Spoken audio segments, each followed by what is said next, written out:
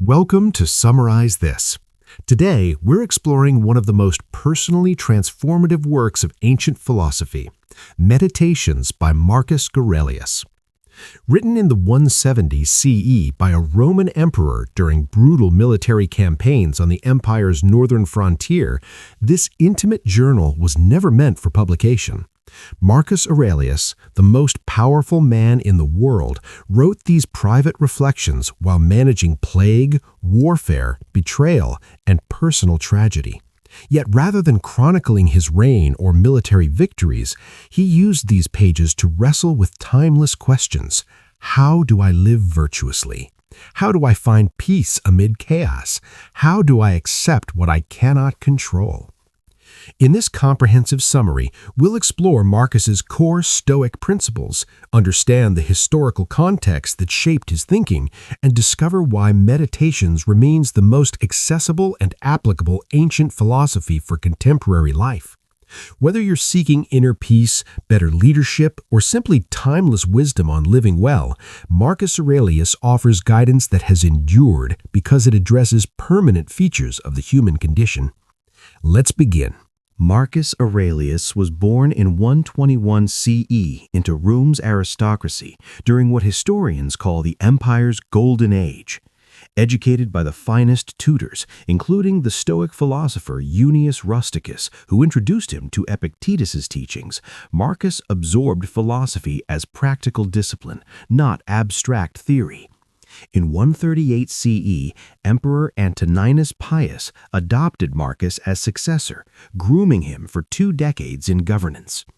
When Antoninus died in 161 CE, Marcus reluctantly became emperor, viewing imperial authority as burden rather than prize. His reign proved catastrophic.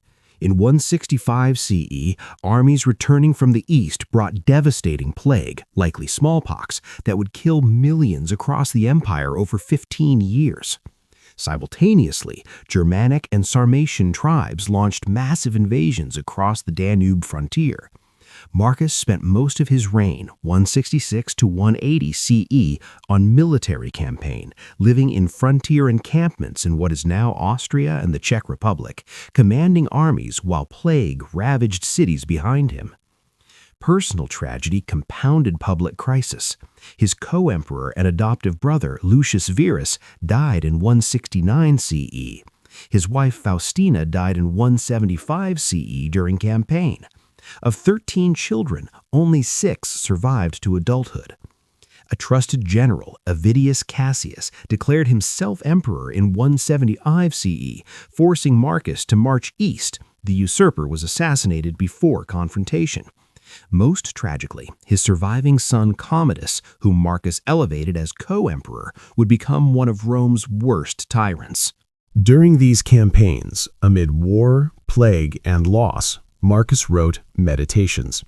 Composed in Greek, the language of philosophy, these were private reflections titled ta is heaton, to himself. The 12 books have no formal structure. They're collections of notes and self-reminders written over roughly a decade, never intended for publication. Only Book 2 specifies location, among the Quadi on the River Gran, Carnuntum, winter headquarters on the Danube. Marcus practiced Stoicism, the philosophical school founded by Zeno around 300 BCE. Stoics believed the universe operates according to rational principles, logos, that humans should live in harmony with nature, and that virtue, wisdom, justice, courage, temperance is the sole good. Everything else, health, wealth, reputation, even life itself, the Stoics called indifference, preferred but not determinative of human flourishing. Crucially, Stoics distinguished between what we control, our judgments, responses, and what we don't, external events. External events are neither good nor bad until we judge them so. This radical insight that we suffer not from events but from opinions about events forms Stoic practice's core and anticipates modern cognitive behavioral therapy. Meditations reveals an imperfect Stoic struggling daily to live his philosophy. Marcus doesn't claim achieved wisdom. He's practicing, reminding himself of principles he finds difficult to maintain. This vulnerability from the world's most powerful man explains the work's resonance. We're reading not a sage's pronouncements, but a fellow human's attempt to find meaning, maintain virtue, and accept mortality while bearing crushing responsibilities. The work survived through manuscript copies, published in the 16th century, and has become one of history's most influential philosophical texts. Marcus died in 180 CE, likely from plague, having spent 19 years bearing burdens that would crush most people while maintaining philosophical discipline that still instructs us today. Book 1 stands apart from the rest of Meditations. While books 2 through 12 are self-reminders and philosophical reflections, Book 1 is a structured exercise in gratitude. 17 brief sections listing specific people and the virtues Marcus learned from each. This was likely written separately, perhaps earlier, as Marcus inventoried the influences that shaped his character. It provides the foundation showing what made Marcus who he was. The structure is simple. From person, I learned virtue. From his grandfather, Verus, he learned good character and control of temper. From his mother, piety, generosity, avoiding not only doing wrong, but even the thought of doing it, and living simply, far removed from the habits of the rich. From his father, gentleness and steadfastness in decisions. His teachers shaped his philosophical development profoundly. From Rusticus, Marcus learned to read carefully, not be satisfied with superficial understanding, and crucially, he received a copy of Epictetus's Discourses, the Stoic manual that would influence him throughout life. From Apollonius, he learned freedom and not leaving anything to chance, and how to make decisions, then stick with them unwaveringly. From Alexander the Grammarian, Marcus learned not to be overcritical and not to reproach people harshly for bad grammar, incorrect usage, or awkward phrasing. Instead, I should tactfully correct them by using the right expression myself. This shows Marcus's attention to treating others with dignity even when correcting errors, leadership through example rather than humiliation. The longest section honors Antoninus Pius, his adoptive father and predecessor as emperor. Marcus lists dozens of qualities: working hard without complaint, listening to suggestions while maintaining authority, avoiding ostentation despite supreme power, showing affection without being cloying, and maintaining consistency between public persona and private character. In him, I saw government concerned with the welfare of the governed rather than with the ruler's glory.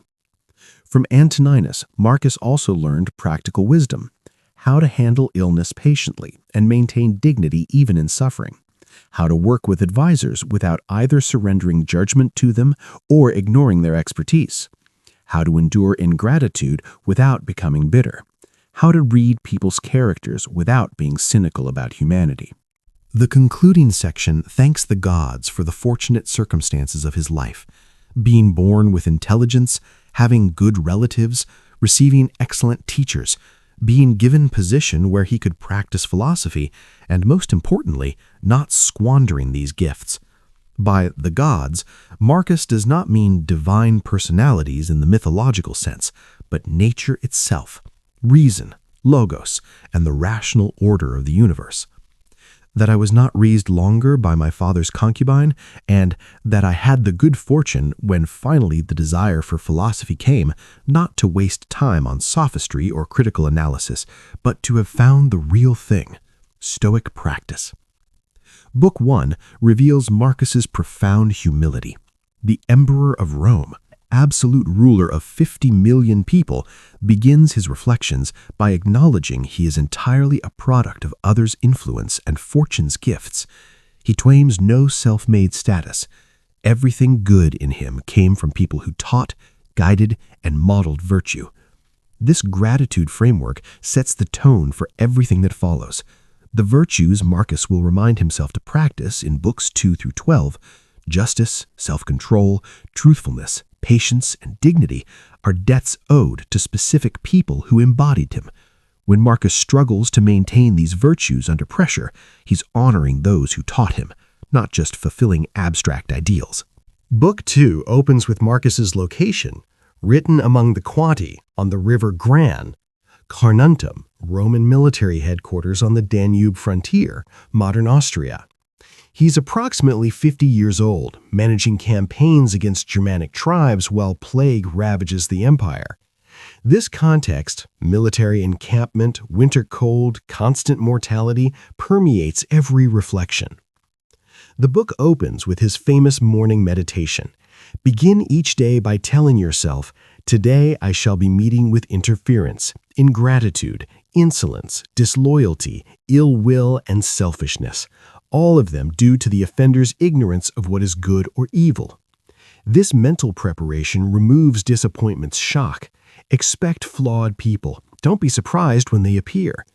Crucially, Marcus attributes bad behavior to ignorance, not malice. People pursue what they mistakenly believe will benefit them. Book 2's central theme is mastering yourself, not circumstances. You have power over your mind, not outside events. Realize this and you will find strength. External events, military setbacks, political betrayals, plague deaths, lie beyond control. Your response lies entirely within control.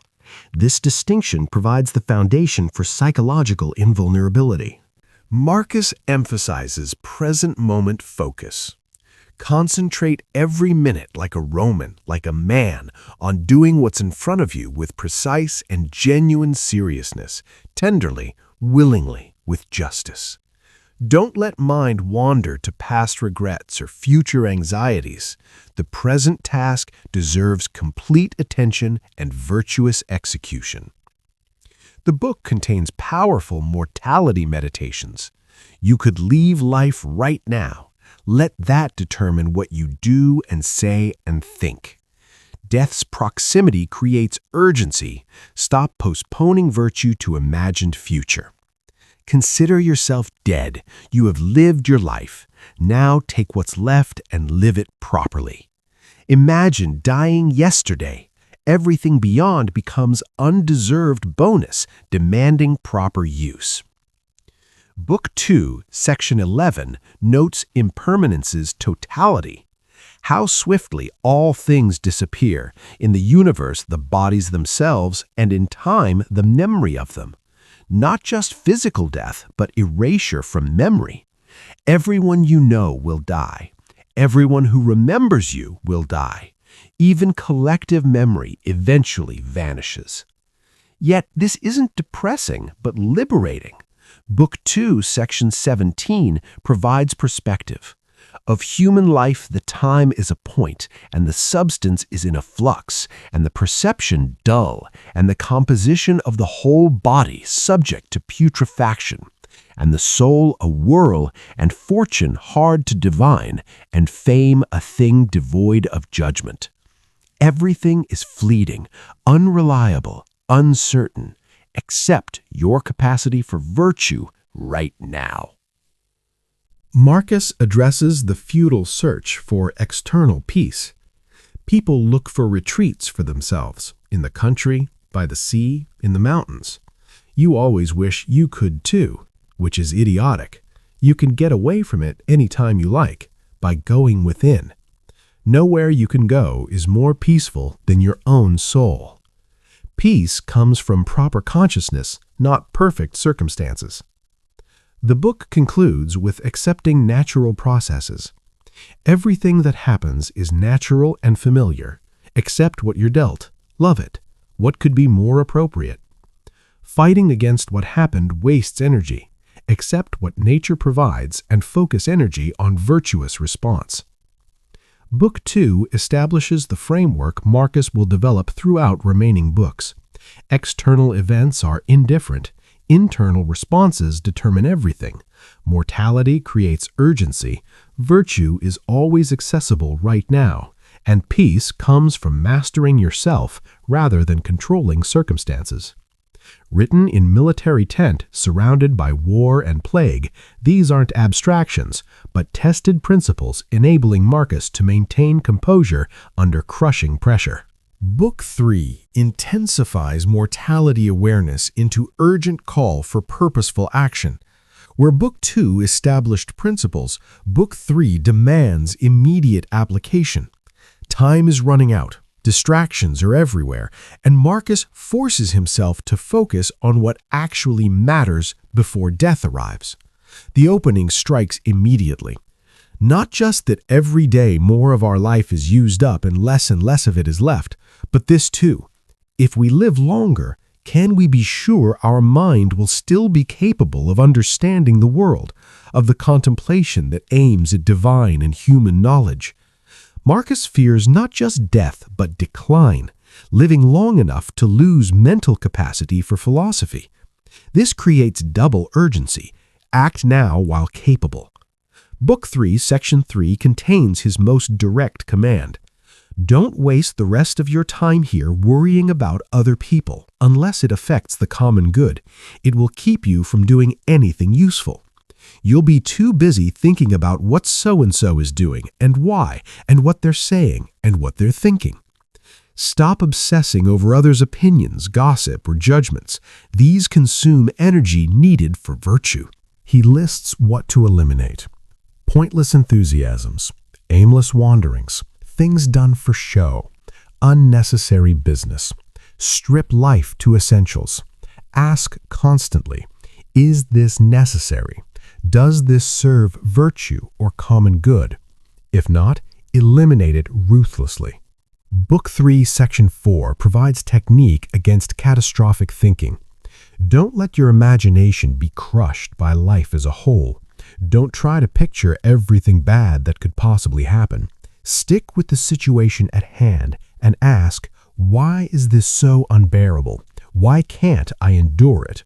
You'll be embarrassed to answer. Minds naturally catastrophize. Counter this by focusing on actual present circumstances, which are almost always endurable. The impermanence theme reaches fever pitch. Book 3, Section 5, How soon all things are forgotten. Book 3, Section 10, All that you see will soon perish. Those who see it perish will perish themselves. Book 3, Section 14, In a little while you will be nobody and nowhere, nor will any of the things exist that you now see, nor any of those who are now alive.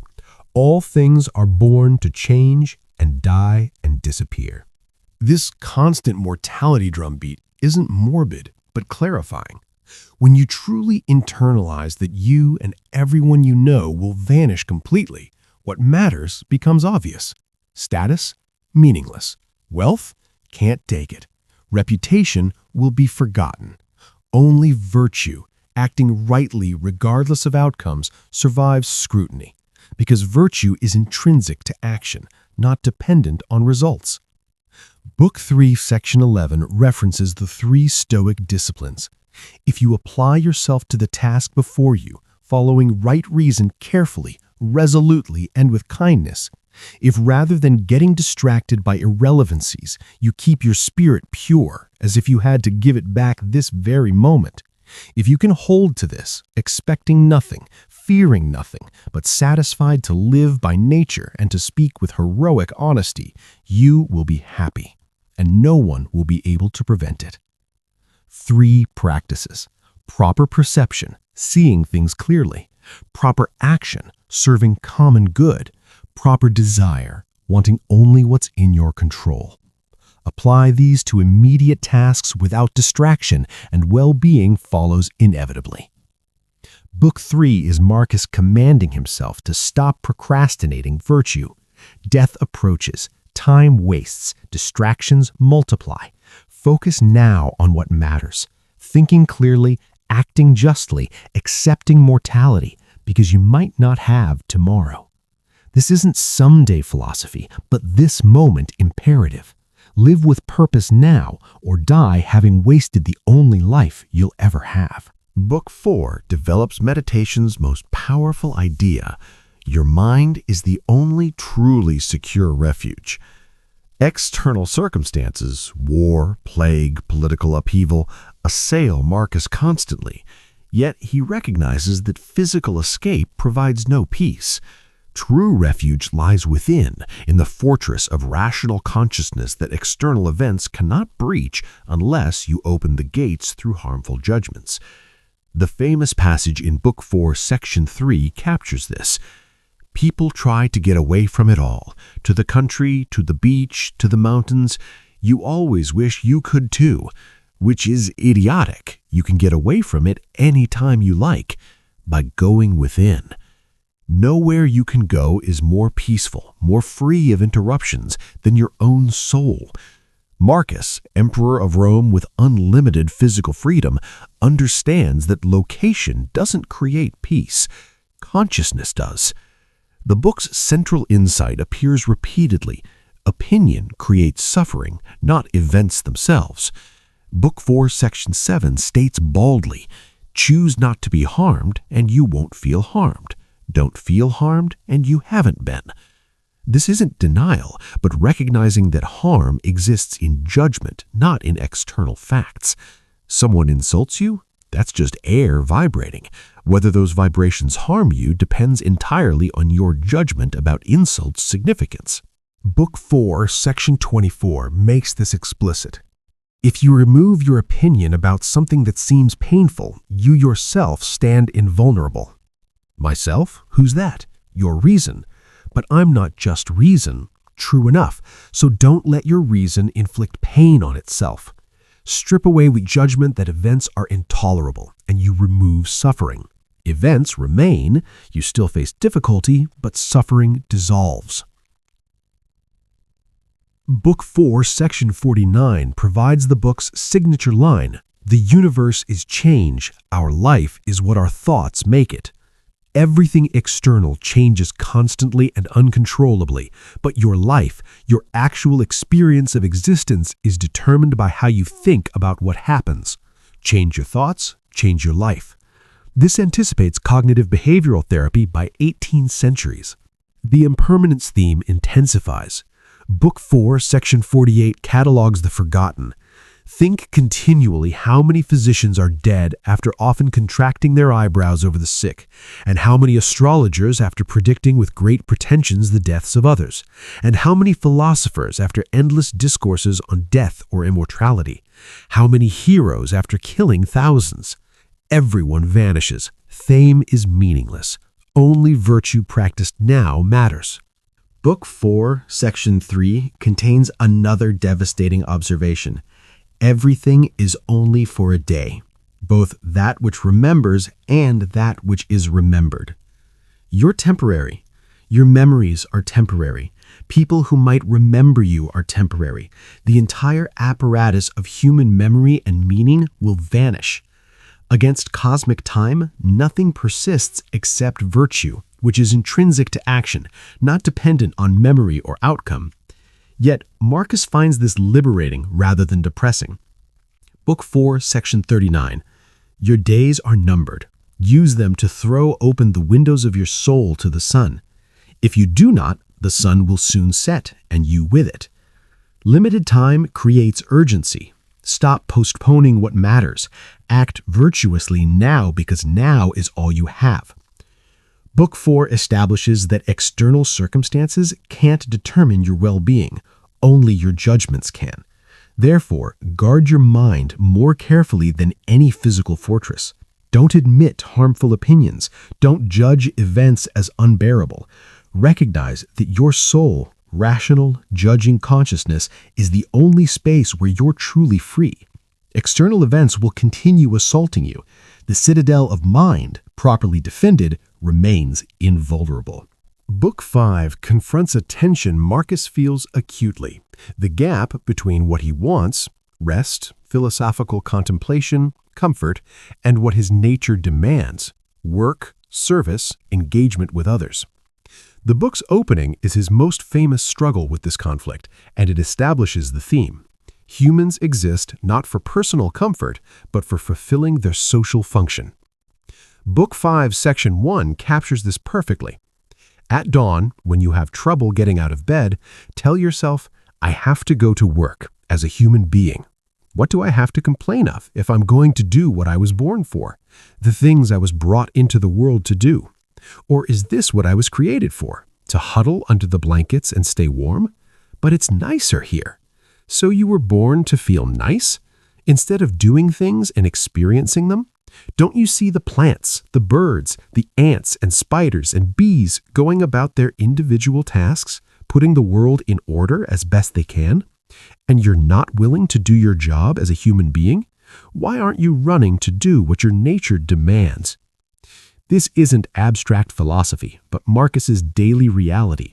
He finds his duties exhausting and often prefers rest, yet he rejects this preference as contrary to human nature. We're designed for productive work serving others, not comfort.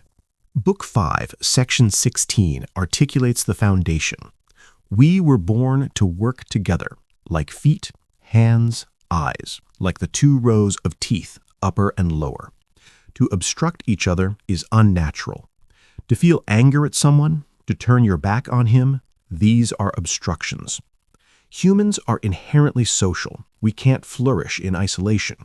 Cooperation isn't optional, but essential to our nature, like organs cooperating in a body. Book 5, Section 20 extends this. Whatever happens to you has been waiting to happen since the beginning of time. The twining strands of fate wove both of them together, your own existence and the things that happen to you. Accept your circumstances and your social obligations as necessary parts of cosmic order. You weren't placed here arbitrarily. Your role serves the whole. Marcus addresses the temptation to withdraw from difficult people. Book 5, Section 28. When people injure you, ask yourself what good or harm they thought would come from it. If you understand that, you'll feel sympathy rather than outrage or anger. People act from ignorance about what's truly good, not from malice. This understanding generates compassion, making continued cooperation possible despite others' flaws. Book 5, Section 9 counsels humility. Don't be ashamed to need help. Like a soldier storming a wall, you have a mission to accomplish, and if you've been wounded and you need a comrade to pull you up, so what? You're not designed for total independence. Needing others isn't weakness, but recognizing human social nature. The book emphasizes eliminating distractions from duty. Book 5, Section 2. Don't waste time on things that don't matter. Most of what we say and do is unnecessary. Ask yourself at every moment, is this necessary? Audit constantly whether activities serve virtue and common good or merely consume time. Book 5, Section 31 provides the summary. What is your art? To be good. Everything else, imperial administration, military command, philosophical writing, are contexts for practicing virtue, not ends in themselves. Your sole art or craft is being a good human being, which means fulfilling social nature through service despite preferring comfort. Book 5 forces Marcus to align preference with nature. He doesn't want to get out of bed, but his nature demands work. He finds people difficult, but his nature requires cooperation. The resolution isn't changing circumstances, but accepting duty, recognizing that human flourishing comes from fulfilling social function, not maximizing comfort. Book 6 deepens Marcus's cosmology, emphasizing that all things are interconnected through logos, universal reason pervading everything. This isn't abstract metaphysics, but practical wisdom. Understanding interconnection changes how you handle challenges, particularly dealing with people who wrong you. The book's core insight is that the best response to enemies is becoming unlike them. Book 6, Section 23 establishes the framework. Constantly think of the universe as one living organism with a single substance and a single soul, and how all things feed into one awareness, the awareness of the universe, and how it acts through a single impulse, and how all things collaborate in everything that happens. You're not separate from others, but part of a unified whole. Individual humans are like cells in a body. The body's health depends on cells cooperating, not competing. Book 6, Section 10 describes nature's recycling. The universal nature out of the universal substance, as if it were wax, now molds a horse, and when it has broken this up, it uses the material for a tree, then for a man, then for something else. You're a temporary arrangement of cosmic matter. Nature will reclaim these elements and reshape them into new forms. This perspective reduces ego. You're not uniquely important, but one expression among infinite expressions. The bee metaphor appears in Book 6, Section 44. If it's not good for the hive, it's not good for the bee. Individual benefit and collective benefit are inseparable because humans are social creatures. Pursuing selfish advantage at community's expense ultimately harms you because flourishing requires functioning community. Marcus addresses how to handle wrongdoing. Book 6, Section 27.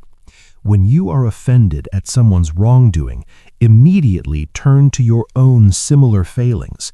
By attending to this, you'll quickly forget your anger because you'll realize that he was compelled to act as he did. Recognizing your own flaws generates compassion, dissolving anger. The person who wronged you acts from same human limitations you possess. Book 6, Section 30 extends this. Do not feel aversion toward others, but rather concern and tolerance, remembering that their impressions differ from yours. They have the same reason you have, but it's working from different starting points. Others aren't malicious, but see situations differently based on their experiences and beliefs. This understanding enables tolerance despite disagreement. The cucumber passage in Book 6, Section 20 provides practical advice. The cucumber is bitter, then throw it away. There are brambles in the path, then go around them. That's all you need to know.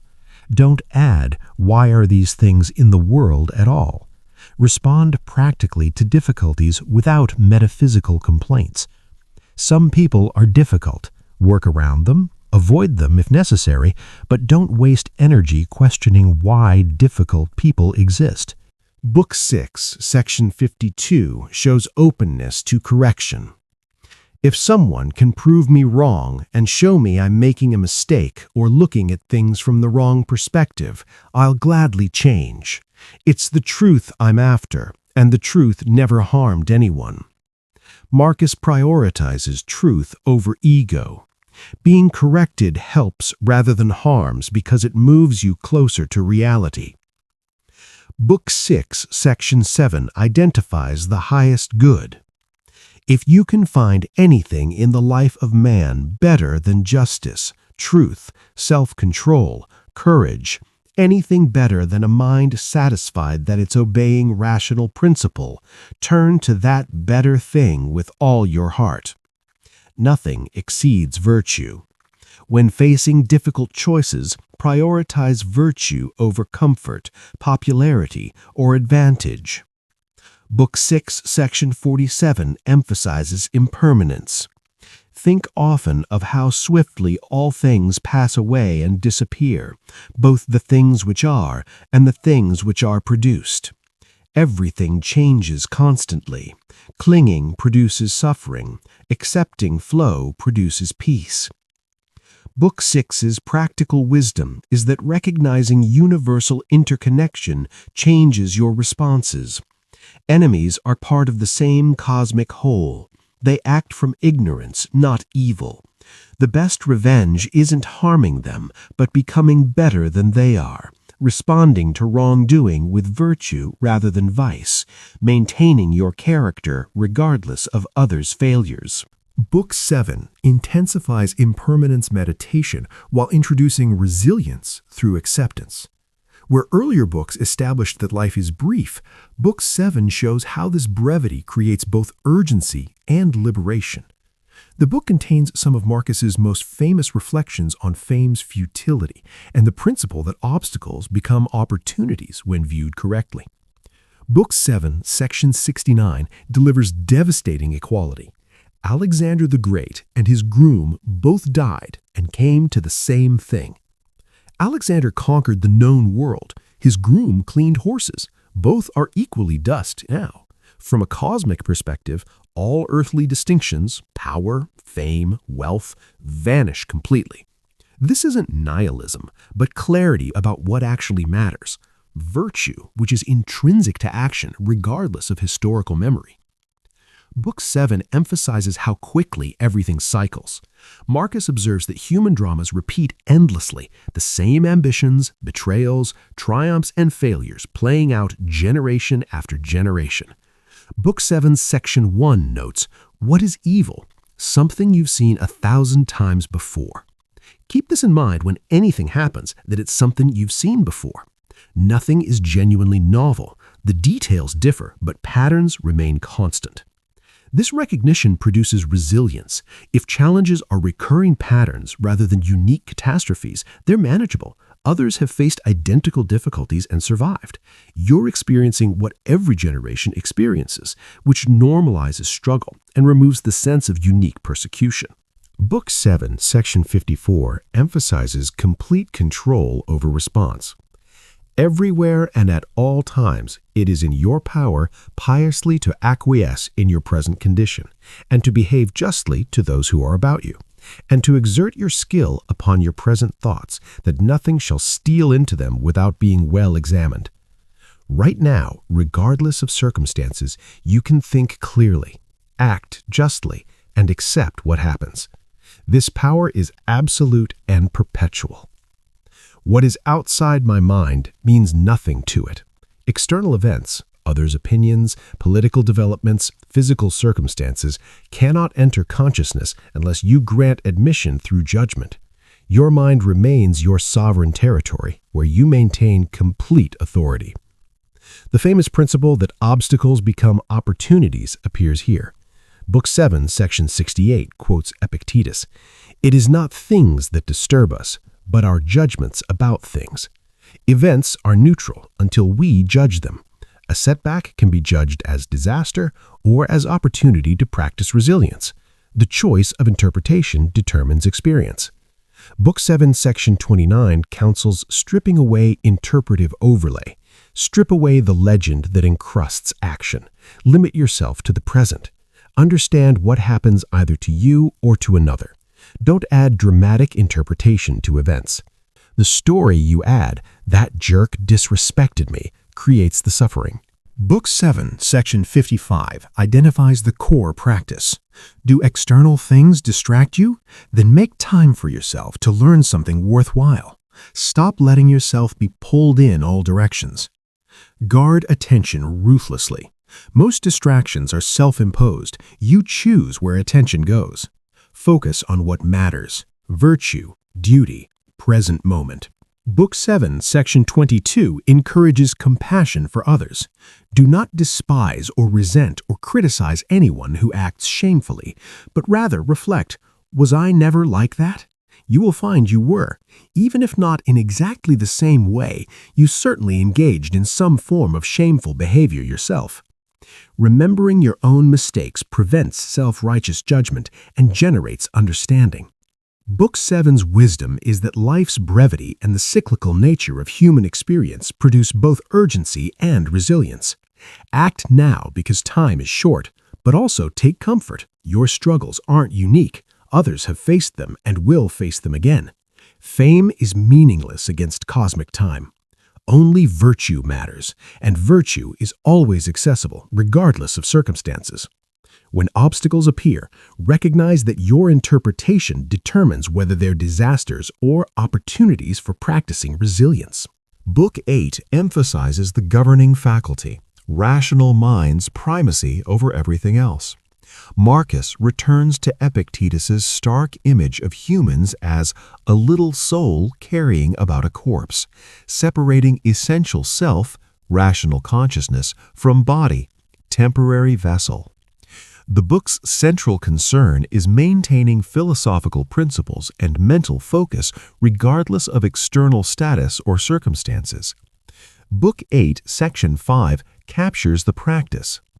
Every hour, focus your mind attentively on the performance of the task in hand, with dignity, human sympathy, benevolence, and freedom, and leave aside all other thoughts. You will achieve this if you perform each action as if it were your last, freed from all randomness, all passionate aversion from the commands of reason, from pretense, love of self, and displeasure with what is assigned to you. Give complete attention to immediate task. Perform it as final act, with full virtue and consciousness. Don't let mind wander to past regrets or future anxieties. The little soul-carrying corpse metaphor emphasizes mind's priority. Your body is matter. It will decay, sicken, and die regardless of your wishes. Your rational soul is what matters, what's truly you. Therefore, invest energy in maintaining mental health and virtue rather than obsessing over bodily preservation or physical pleasure. Book 8, Section 25 reinforces urgency. Short is the little which remains to you of life.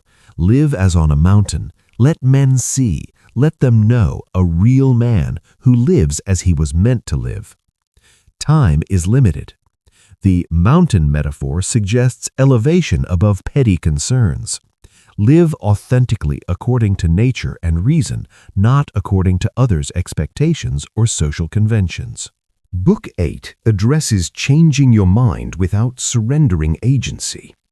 Book 8, Section 14. Remember that to change your mind and to follow someone who sets you right is nonetheless to be free, for it is your own action, accomplished by your own impulse and judgment. Accepting correction demonstrates strength, not weakness. You're not surrendering judgment, you're exercising it by choosing truth over ego. Book 8, Section 29 provides technique for dissolving suffering. Take away the complaint, I have been harmed, and the harm is taken away. The complaint, your judgment of harm, constitutes the actual harm. Physical pain may exist, but suffering is optional. Remove the judgment that pain is intolerable, and you experience sensation requiring response, not existential crisis. Marcus encourages noticing others' virtues. Book 8, Section 32. When you need encouragement, think of the qualities the people around you have. This one's energy, that one's modesty, another's generosity. Nothing is as encouraging as when virtues are visibly embodied in the people around you. Rather than fixating on flaws, which invites resentment, actively notice admirable qualities. This cultivates gratitude and recognition that humans, despite limitations, often act virtuously. Book 8, Section 36 provides mortality perspective. Don't let yourself forget how many doctors have died, furrowing their brows over how many deathbeds, how many astrologers after pompous forecasts about others' ends, how many philosophers after endless disquisitions on death and immortality. Even those who professionally dealt with death, doctors, philosophers, astrologers, all died. Worry does not prevent death, it merely makes you suffer twice. Book 8, Section 51 counsels acceptance of human nature. Don't be irritated at people's smell or bad breath. What can they do? That's the way their mouth is. Those are their armpits. People possess character flaws the way they possess body odor. It's their nature. Accept this reality and respond practically rather than raging against facts. Book 8's 59th section reiterates social obligation. Human beings exist for the sake of one another. Teach them then, or bear with them. When others err, either educate them, if possible, or tolerate them, if education fails. You cannot withdraw from social engagement. Your nature demands cooperation despite others' flaws. Book 8's focus is singular. Maintain rational control regardless of circumstances. Your status as emperor or slave doesn't matter. Your body's condition doesn't determine well-being. Only the governing mind, thinking clearly, judging accurately, acting virtuously, constitutes true self. Guard this faculty, focus it completely on present tasks, and let everything else be as it must. Book 9 centers on justice as fundamental principle and injustice as violation of cosmic order. Marcus argues that humans are designed for cooperation by universal nature itself. Therefore, harming others isn't merely wrong, but impious, an offense against nature's communal design. The book emphasizes that we cannot flourish independently, but only through fulfilling social duties. Book 9, Section 1 establishes the foundation. He who acts unjustly acts irreligiously. For since the universal nature has made rational animals for the sake of one another to help one another according to their deserts, but in no way to injure one another, he who transgresses her will is clearly guilty of impiety towards the highest divinity. Injustice isn't just moral failure, it's blasphemy against universal nature. Nature designed humans for mutual benefit, so harming others contradicts your fundamental purpose. This creates asymmetry in understanding wrongdoing. When someone treats you unjustly, they harm themselves by acting contrary to nature. But they cannot harm you unless you respond unjustly, then both are harmed. When you wrong others, you damage yourself immediately by acting viciously. Therefore, Marcus is more vigilant about his behavior toward others than their behavior toward him. Book 9, Section 6 provides the essential practice. Objective judgment, now, at this very moment. Unselfish action, now, at this very moment. Willing acceptance, now, at this very moment, of all external events. That's all you need. 3 practices applied continuously. See clearly without distortion. Act for common good rather than selfish interest. Accept what happens with equanimity. These 3 capture Stoic wisdom completely. Book 9, Section 23 emphasizes individual contribution to whole. As you are yourself a component part of a social system, so let every act of yours be a component part of social life. Whatever act of yours, therefore, has no relation to the social end, this tears your life asunder and does not allow it to be one.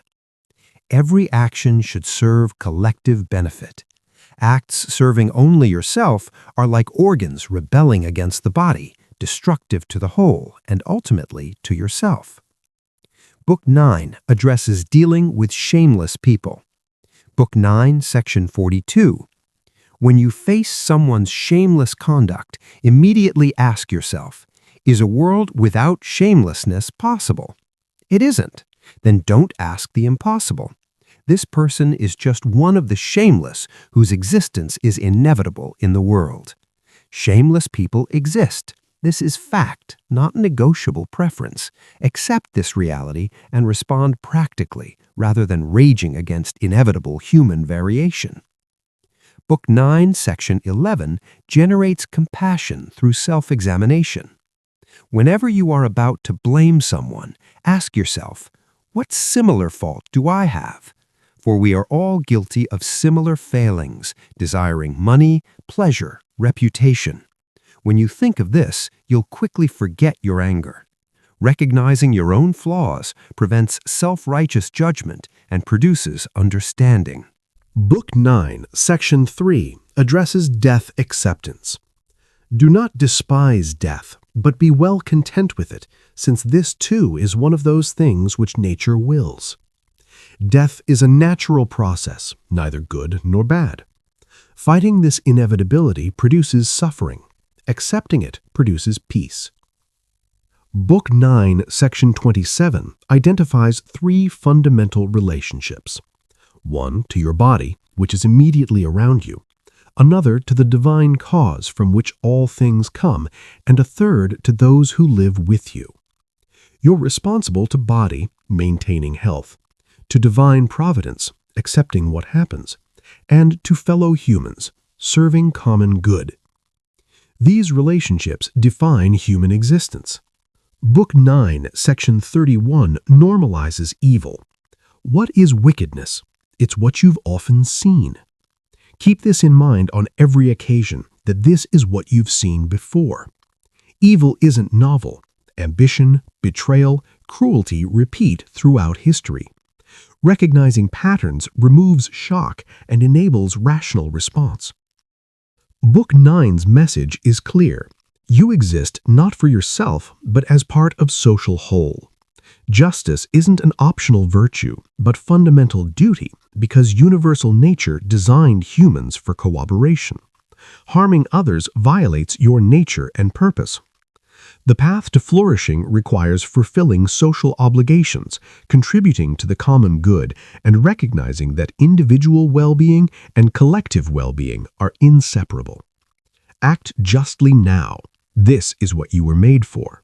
Book 10 addresses the healthy mind's characteristics, particularly contentment through accepting what happens rather than demanding different circumstances. Marcus provides a checklist for mental health. Be satisfied with your role. Avoid enslavement to worry. Accept whatever happens as necessary for the whole. And maintain virtue regardless of external conditions. The book emphasizes that well-being comes from internal state, not external circumstances. Book 10, Section 4 provides the decision-making framework. If it is not right, do not do it. If it is not true, do not say it. Two simple principles eliminate most ethical dilemmas. Let rightness and truth guide action, not expediency, popularity, or advantage. This creates internal consistency and prevents regret from compromising principles for temporary gain. Book 10, Section 6 normalizes events. Everything that happens is natural and familiar. The same things happen again and again. Nothing is genuinely novel. Spring follows winter. Humans are born, struggle, die. Always have, always will. Events you face, however painful, are ordinary expressions of natural processes. This normalization reduces sense of unique persecution. You're experiencing what every generation experiences. Book 10, Section 8 counsels acceptance of assigned role. Your lot has been assigned to you. It's yours. As for everyone else's, their lives are up to them. Marcus didn't choose to be emperor. Fortune and circumstance placed him there. He accepts the role as his to fulfill virtuously, but doesn't identify worth with position. When death removes him, he returns to cosmic whole, duty completed. Book 10 emphasizes that well-being depends entirely on internal judgment. Book 10, Section 16. Remember, the mind is everything. The body is just clay. Everything else is smoke and shadows. Your body will decay. External possessions will be lost or left behind. Only the mind, rational consciousness maintaining virtue, constitutes true self and determines flourishing. Book 10, Section 13 shows openness to correction. If someone can show me that I'm wrong or that I'm looking at things from the wrong perspective, I'll gladly change. It's the truth I'm after, and the truth never harmed anyone. What harms us is to persist in self-deception and ignorance. Marcus prioritizes truth over being right. Criticism, helping him see reality more clearly, benefits rather than harms him. Book 10, Section 31 counsels stopping futile resistance. You have endured infinite troubles by not being contented with your ruling faculty doing the things which it is constituted to do, but enough of that. Stop fighting what you cannot change. You will die. Everyone you love will die. Your work will be forgotten. Accept these inevitabilities and focus on what you control, acting virtuously right now. Book 10, Section 33 reframes adversity. Where is the harm? Where is the strangeness in what happens? Keep looking at it objectively. If you remove the word harm, the harm itself is removed. Events are neutral until you judge them harmful. Someone betrayed you? That's a fact about their character and choices. Whether this harms you depends entirely on your judgment. Remove the judgment of harm and you experience only facts requiring practical response. Book 10, Section 2 advocates contentment with role. Whatever it is, whatever the art or craft you've mastered, be content with that. Go the whole way. Stop caring what people think. Excellence in your particular role suffices. You don't need additional validation, wealth, or fame beyond fulfilling duties well. Book 10's practical wisdom is that the healthy mind accepts circumstances while maintaining virtue. Contentment comes not from getting what you want, but from wanting what you have, recognizing that circumstances, however difficult, are necessary parts of cosmic order. Your role has been assigned, your life has been given. Accept these gifts and use them virtuously, rather than wasting energy wishing for different circumstances. The mind that does this achieves invulnerability, not because nothing bad happens, but because nothing bad can breach mental defenses properly maintained through acceptance, virtue, and focus on what's truly within control. Book 11 examines the properties defining rational beings and emphasizes compassion as natural consequence of understanding shared humanity. Marcus lists characteristics distinguishing rational souls from animals or plants, then explores how rationality produces cooperation rather than competition. The book's central metaphor, mind as citadel, illustrates consciousness as impregnable fortress when properly defended. Book 11, Section 1 catalogues the properties of the rational soul. It examines itself, shapes itself, makes itself what it wills to be. It achieves its own purpose regardless of external circumstances. It sees entire structure of things, examines how parts relate to whole. It can travel mentally across time and space. It recognizes that everything changes yet remains composed. It values nothing more highly than itself, meaning it prizes rational consciousness above all externals. Book 11, Section 8 extends this list. The natural properties of the rational being include love of one's neighbor, truthfulness, modesty, and valuing nothing more than reason itself. These aren't arbitrary moral rules, but natural characteristics of rational consciousness. Just as fire naturally rises and water naturally flows downward, rational beings naturally cooperate, speak truth, and maintain humility. The famous body metaphor appears: we were born to work together like feet, hands, eyes, like the two rows of teeth, upper and lower. To obstruct each other is unnatural. Rational beings are designed for cooperation the way organs cooperate in bodies. Competition among rational beings violates nature as surely as hands fighting feet violates bodily function. Book 11, Section 16 provides the fortress metaphor. The mind which is free from passions is a citadel, for man has nothing more secure to which he can fly for refuge and for the future be inexpugnable. Your mind, properly guarded, becomes an impregnable fortress. External events may assault walls, but they cannot breach defenses unless you open gates through harmful judgments. This security is absolute.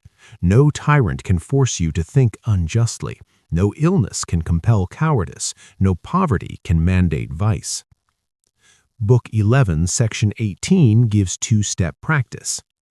The first rule: don't be upset, because everything happens according to universal nature, and soon you'll be nobody and nowhere like Hadrian and Augustus. The second rule: concentrate on what you have to do. Fix your eyes on it. Remind yourself that your task is to be a good human being. Accept what happens as natural and necessary. Then focus exclusively on virtuous response. You can't control events, but you completely control whether you respond virtuously. Book 11, Section 9 provides encouragement. If you work on what is at hand, following right reason seriously, vigorously, calmly, without allowing anything else to distract you, but keeping your divine part pure as if you had to give it back this very moment. If you can hold to this, expecting nothing, fearing nothing, but satisfied to live according to nature, speaking heroic truth in every word you utter, you will be happy, and no one will be able to prevent it.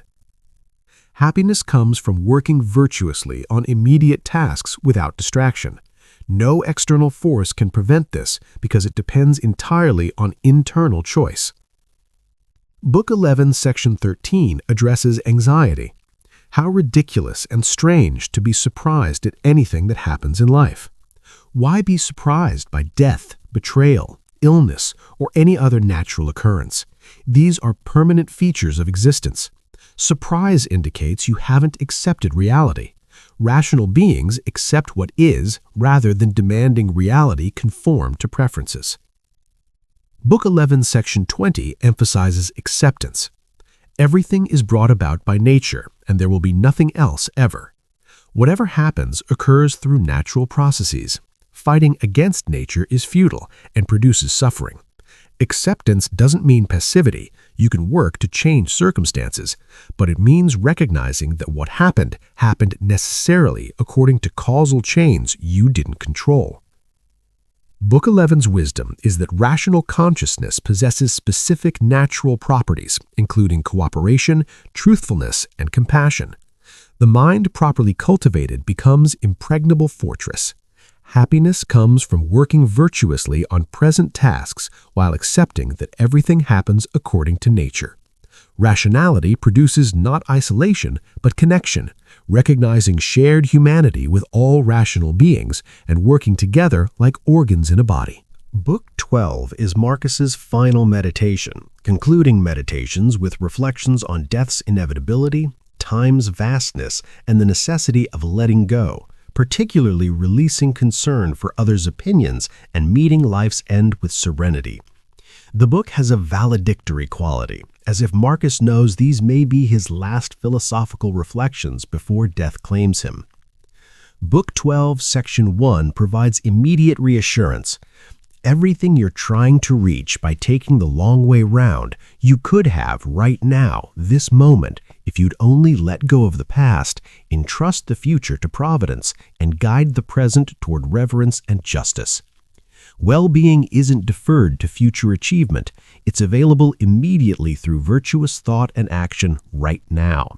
You don't need to wait for circumstances to improve. You need only to choose virtue in this moment. Book 12, Section 32 emphasizes human smallness against cosmic scale.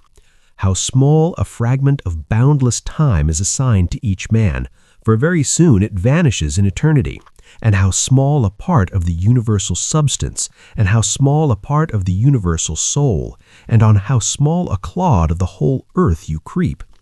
Cosmic perspective reveals individual insignificance. You're a temporary arrangement of matter, brief moment in infinite time, tiny fragment on a vast planet. This isn't depressing, but liberating. Your anxieties shrink to nothing when viewed against the cosmos. Book 12, Section 5 shows how focusing on others wastes life. How much time he gains who does not look to see what his neighbor says or does or thinks, but only at what he does himself to make it just and holy.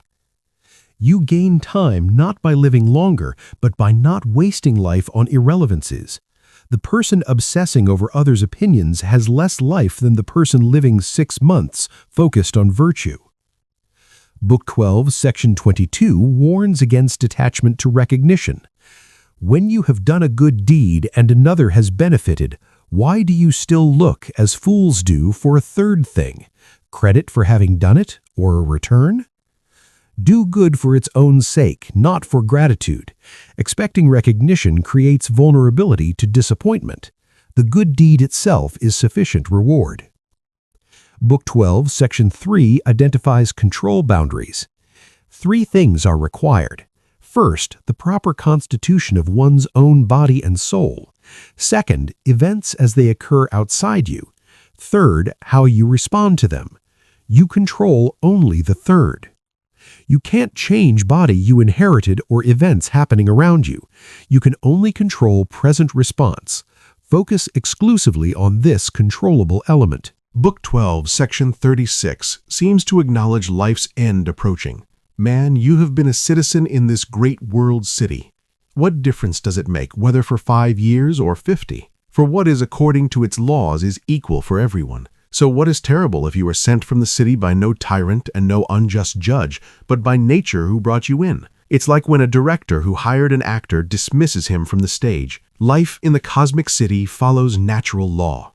Whether 58 years, Marcus's age, or longer makes no ultimate difference. When nature recalls you, go peacefully. You've completed your role in cosmic order. Book 12, Section 26 provides final advice on handling offense. When you are offended at someone's fault, turn immediately to yourself and reflect on what similar fault you have. Once you realize this, you'll quickly forget your anger. Recognizing your own flaws generates compassion, dissolving resentment. Book 12 concludes Marcus's philosophical journey with acceptance. He's maintained Stoic practice through 19 years of plague, war, and betrayal. He's reminded himself thousands of times of principles he found difficult to maintain. Now, approaching death, he achieves final perspective. Let go of others' opinions. Accept mortality with grace. Recognize that you fulfilled your role in cosmic order. Everything accessible now, virtue, peace, meaning, has been accessible all along through proper consciousness. The task is complete. When nature calls, go willingly. Marcus Aurelius died in 180 CE at age 58, likely from the plague that had devastated his empire for 15 years.